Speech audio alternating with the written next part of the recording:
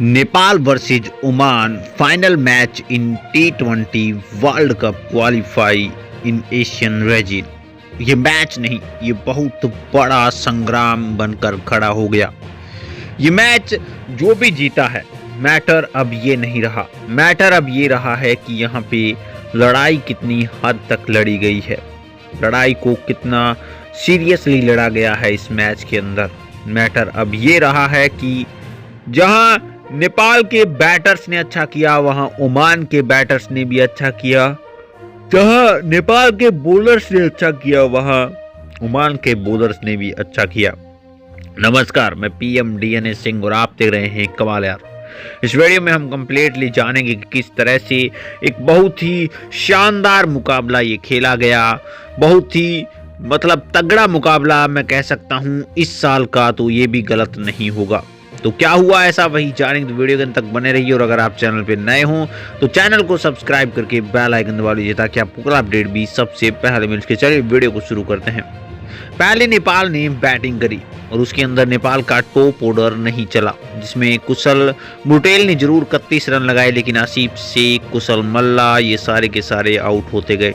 उसके बाद middle order के अंदर यहाँ पे जो उनके कैप्टन हैं यानी कि रोहित कुमार पौडेल और गुलशन झा आते हैं। ये दोनों ही 50 वाली पारियां खेलते हैं और गुलशन झा एक ताबड़तोड़ पारी खेलते हैं 26 गेंदों के अंदर 54 रन की। और इस पारी की बदौलत नेपाल एक अच्छा टारगेट देने में सक्सेस होता है, क्योंकि उसके बाद करण केसी भी 20 रन की पारी खेलते हैं।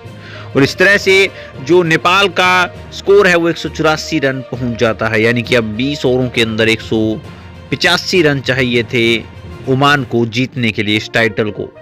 और यहाँ पे जो नेपाल के बॉलर्स हैं वो भी अच्छा खासा कमबैक करते हैं। जहां नेपाल का टॉप ऑर्डर नहीं चला, वहीं पे ओमान का जरूर टॉप ऑर्डर चला, लेकिन जैसे ही टॉप ऑर्डर आउट हुआ उसके बाद विकेटों की झड़ी लगा दी। जी हाँ दोस्तों, और ये स्कोर जो कि यहाँ पे नेपाल ने 6 विकेट खोकर 183 रन का बनाया था, वही स्कोर के ऊपर रोक दिया। 20 ओवरों में 9 विकेट गिरे और 184 रन बन गए ओमान के। यानी कि जो फाइनल मुकाबला था उसका अभी तक भी कोई रिजल्ट नहीं आया था। अब जो मुकाबला है उसे सुपर ओवर के लिए भेज दिया गया। According to super over rule, यहाँ पे जो टीम खेल रही होती है वही पहले सुपर ओवर खेलती है, और इस हिसाब से अब ओमान यहाँ पे क्रीज के ऊपर बैट लिए हुए थी तो उनको ही खेलना था।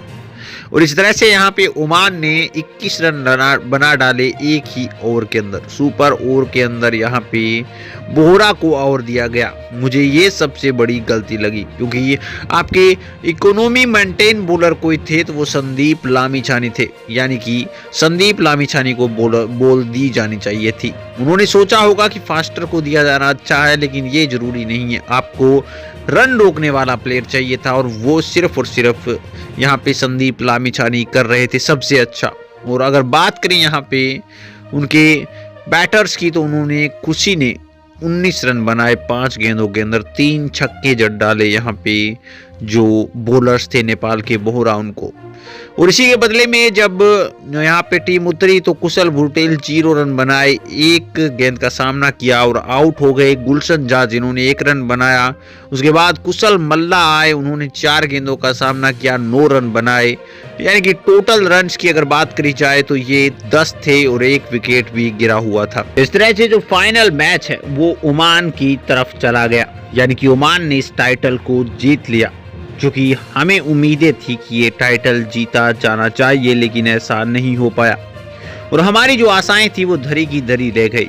सिर्फ ये बचा हमारे पास कि हमने अच्छा खेला, हमने मैच को ड्रॉ तक लेके गए, हम कहीं न कहीं उस जगह तक लेके गए जहाँ पे सुपर ओवर होता है, लेकिन फाइनल तो फिर भी नहीं उठाया हमने।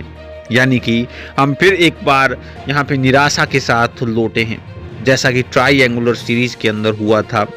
कुछ ऐसा ही नज़ारा आज भी हुआ है। चाहे आज लड़े हों चाहे भिड़े हों, कोई फर्क नहीं पड़ता, लेकिन रिजल्ट हमारे पक्ष में नहीं आया है, और जो कि आना चाहिए था, क्योंकि हमारा टारगेट छोटा नहीं था। अगर शुरुआत जिस खराब से यहाँ पे बॉलिंग हुई थी वैसी नहीं होती तो हम जीत सकते थे।